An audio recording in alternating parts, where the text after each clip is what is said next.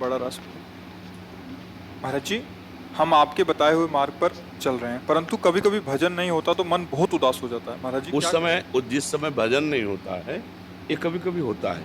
ध्रुवदास जी कहते हैं, कबहू तो थोरो भजन, कबहू होत विशाल, मन को धीरज छुटे नहीं, गहे न दूजी चाल। उपासक ध्यान दे, कभी कभी भजन में मन बहुत लगता है और कभी कभी नहीं लगता है, क्योंकि पूर्वाभ्यास इसका विषयों में रहा है। उस समय होश में रहे।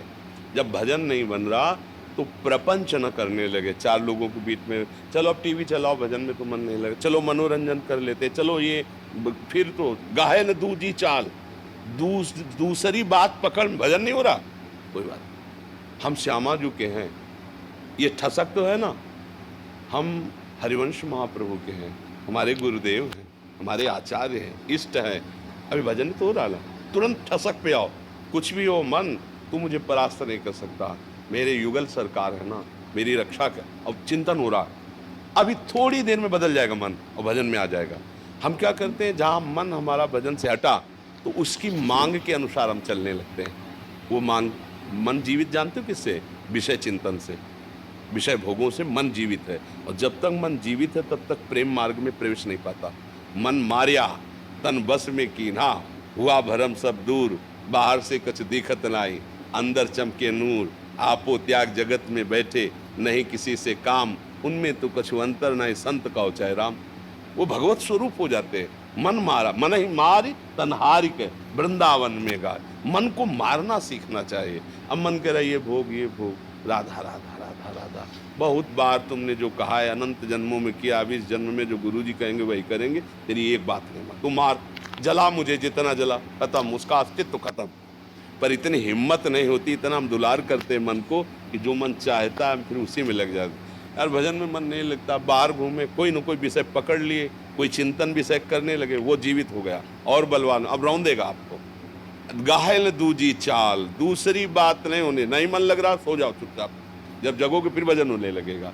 या फिर किसी भगवत प्रेमी महात्मा के सानिध्य में पहुंच जाओ, या कोई ग्रंथ खोल लो। आजकल यंत्र चले हैं, सत्संग सुनने लगो, थोड़ी देर में बदल जाएगा। क्योंकि रजोगुण तमोगुण का प्रभाव आया है, इसलिए भजन में रुचि नहीं हो रही। जहाँ थोड़ा सात्विक सेवन हुआ, वृत्ति बदल जाएगी, भगवत चिंतन बनने लगे। उसमें घबराने की जरूरत नहीं है, धैर्यपूर्वक चलिए, और जब उसे स्वाद मिल जाएगा प्रिया प्रीतम का, तो ये शिकायत खत्म हो जाएगी, फिर भजन करना नहीं पड़ता। जैसे हम विषय चिंतन स्वाभाविक होता है, क्योंकि विषयों का स्वाद मन को मिल गया है। ऐसे जिस दिन, तभी गोस्वामी जी ने मांगा है, काम ही नारी प्यारी जिम, लोभी जिम प्रियदाम। स्वाद मिल गया जिस दिन इसे, नाम का, रूप का, लीला का, धाम का, फिर हटाए नहीं हटेगा। जैसे आज हम विषयों से हटाना चाहते तो नहीं हट रहा, ऐसे कल भजन से भी हटाना चाहो तो हटा नहीं सकते। एक बार इसे पकड़ा दो, धीरे धीरे सत्संग के द्वारा गुरु चरण आश्रित होकर नाम जप करते हुए, वाणी गायन गाते हुए हम इसको, मन को पकड़ा दें, इसे अभ्यास कहते हैं।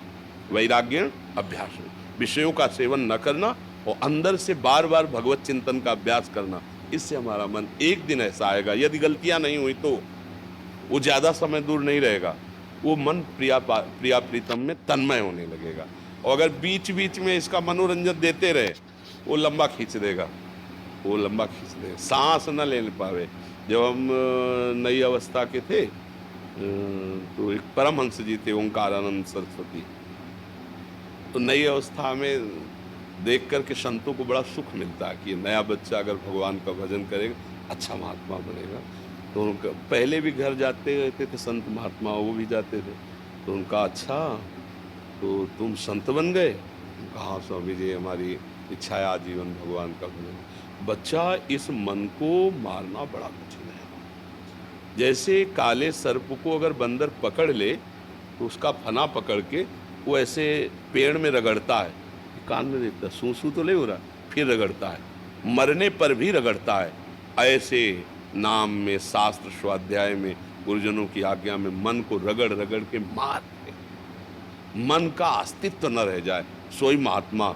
और अगर मन बचा रहा तो कभी न कभी वो गिरा देगा, दुश्मन है। तो इस मन को अमना कर देना, मन में कोई चाह भोगों की न रह जाना, यही मन की स्थिति है, अमना स्थिति। अगर मन में चाह भोगों की है तो सतर्क रहना चाहिए। ये जहरीला सांप है, डस लेगा। और इसका जहर अभी तक नहीं उतरा जब से सृष्टि रची गई। वही काम वेदना, वही क्रोध, वही लोभ, वही मोह, वही मद। आज अवसर मिला है, गुरु बहुत बड़े विष उतारने वाले मिल गए, और नाम मंत्र जो मिला है ना, वो विष का नाश करेगा। अब हम चूक नहीं करेंगे, अब इस मन रूपी दुश्मन को मारेंगे, सर्प को मारेंगे।